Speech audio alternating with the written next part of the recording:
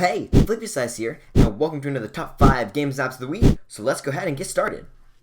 This week's live wallpaper is Japanese live wallpaper. This is actually wallpaper that only says it has about 1,000 downloads, which I was very surprised about because it looks extremely nice. It has this Japanese style painting. At the top, it has these flowers, either these red ones or these gray ones, and they slowly float down to the bottom. It's a really nice wallpaper. I'm probably going to keep it actually for at least the next week. And it's very nice and relaxing. If you don't want any wallpaper that's too flashy or anything like that, it's actually very enjoyable. Let's start with the games. My number 5 game is Prehistoric Worm. Prehistoric Worm is a game that, like that one game, I think it's called Death Worm, that came out quite a while ago. You get a daily bonus. As you can see here, I got a mystery box. Let me show you the game first. So basically, you play as a worm. You move around with the left joystick, and then you hold A to move around.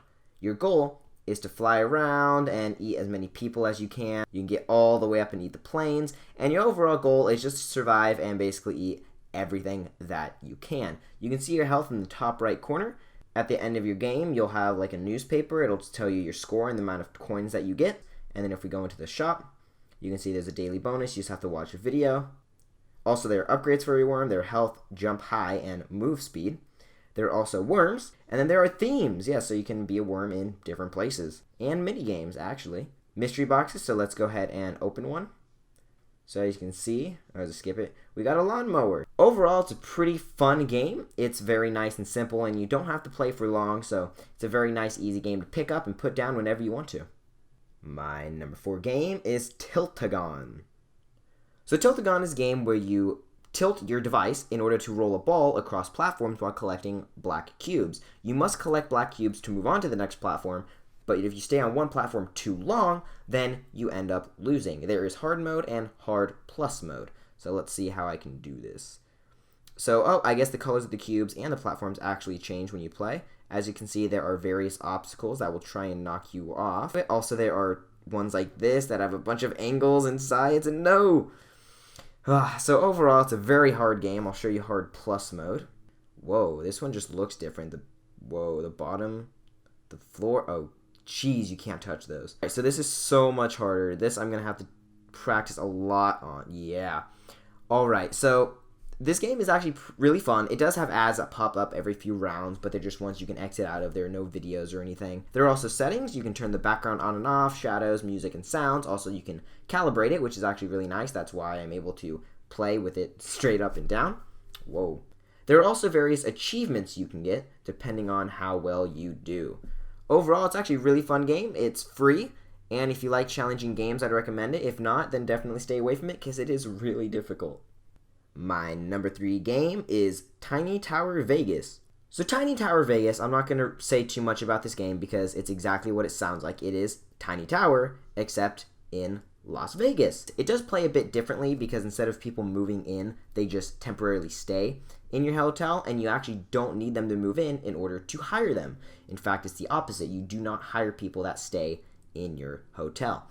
Of course, there is BitBook like it had before. You can earn the special currency, which there are actually 2 special currencies now. There are dollars and chips, which can be used in mini games. So like say if I wanted to play slots, okay, I didn't win anything. Let's say I'll do it again, and I didn't win anything. And I'm gonna bet 10. Boom. I'm feeling lucky. Oh, and did I get anything? Woo, I won $1,000. When you build floors, you can just click yes, and it doesn't give you the option of exactly what you want, but it does have very interesting things that you can do. So like here's like a suite, there are different floors that have games, or they're also just like restaurants where you can hire people, and I actually have a few people that I can hire. They actually apply. There is a fireworks display. Hey, look at all that, and you actually earn money from it. So yeah, if you guys like Tiny Tower, honestly, just check this game out because it's the exact same, but I might even like it better. My number 2 game is Random Heroes. Random Heroes is by the developer Noodlecake, which develops League of Evil, one of my favorite apps of all time. If we go into play, you'll see there are a few different level packs. There are 4.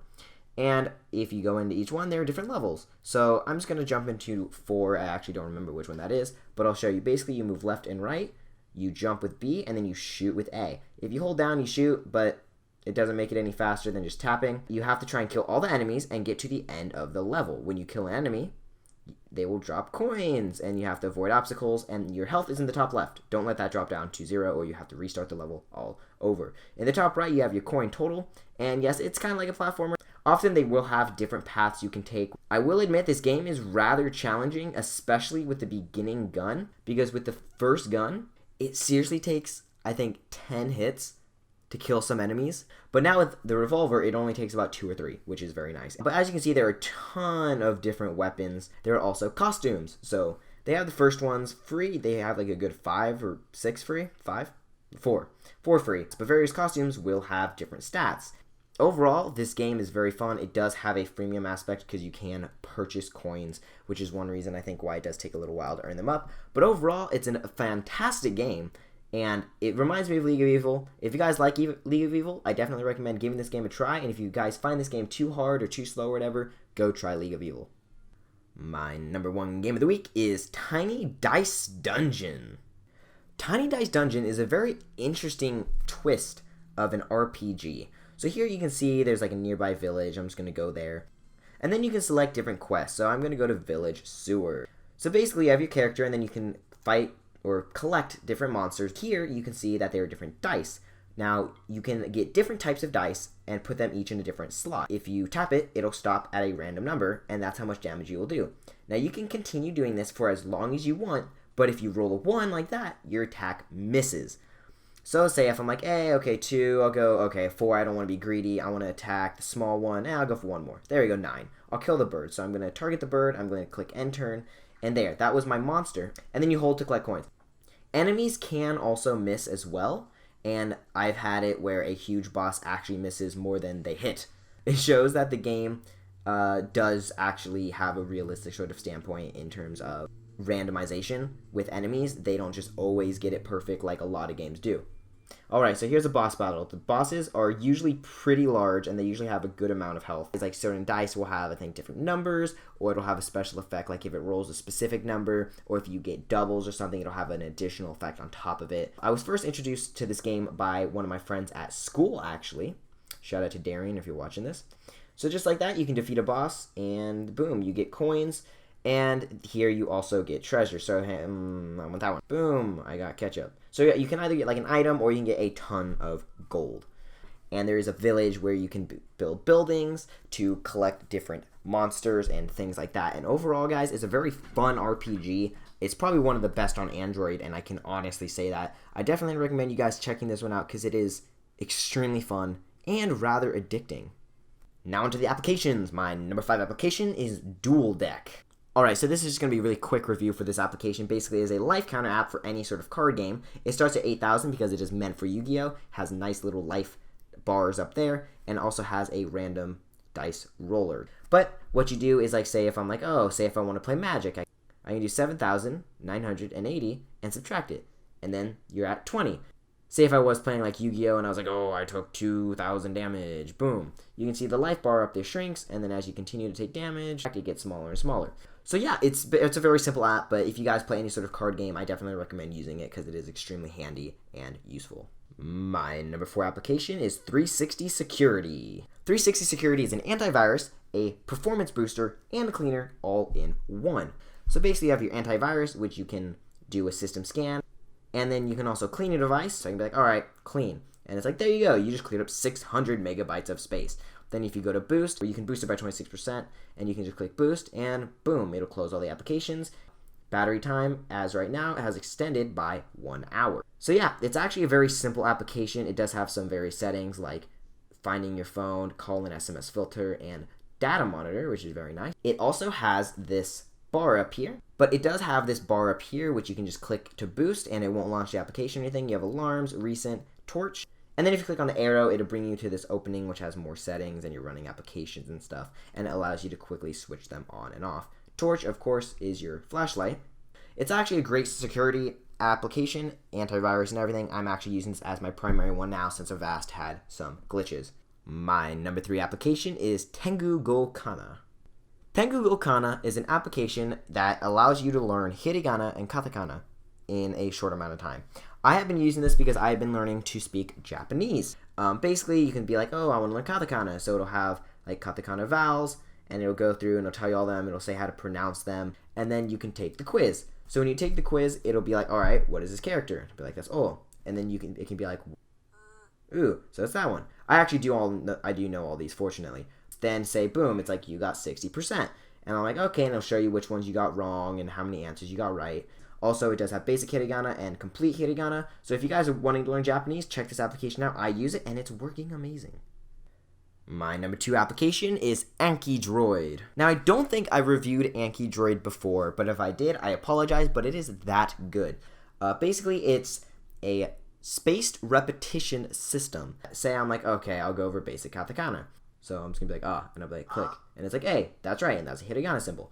So it doesn't necessarily check it for you if it's right or wrong. You get different options. So it'll say, oh, was this hard for you to do? Then do it again in less than a minute. Was this good for you to do? In less than 10 minutes you do it. If it's really easy, then you don't need to do it in 4 days. Then I'll click it, so I'll be like, oh, 4 days. Now what this will do is it will actually remind you in that amount of time to do it again.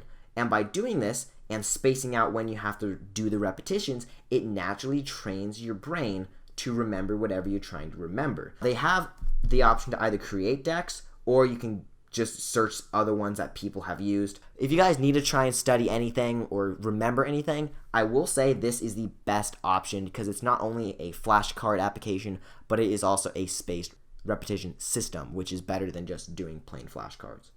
And my number 1 application of the week is Truecaller.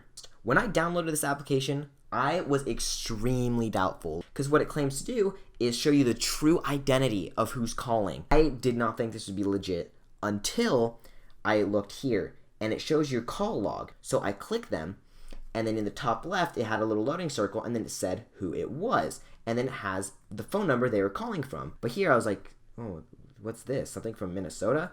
And it's like 129 people reported this as spam, and I saved one down at the bottom for you guys that I haven't checked yet. So if we click on it, you'll see that it loads, and then boom, it says sales call database. 22 people reported this as spam, and it even shows you their location. And then also you have various messages, like here it says download True Dialer, which I might review it. I haven't downloaded it yet.